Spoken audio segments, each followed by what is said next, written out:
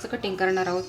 ही आहे आता हे प्रिन्स कट हे ब्लाऊज आहे तर साडीचं. तर यामध्ये कसं आहे, हा गळा आहे तर याप्रमाणे त्यांना हा गळा खूप छोटा वाटतोय तर हा मोठा करायचा. तर याची बॅकची डिझाईन मी तुमच्यासोबत शेअर करेनच. तर हा ब्लाऊज आहे तर त्यांनी मापासाठी हे ब्लाऊज दिलेले आहे. तर ब्लाऊजची मापं कशी घेतलीत मी तुम्हाला दाखवते. यामध्ये तर आपण पहिलं काय करायचं,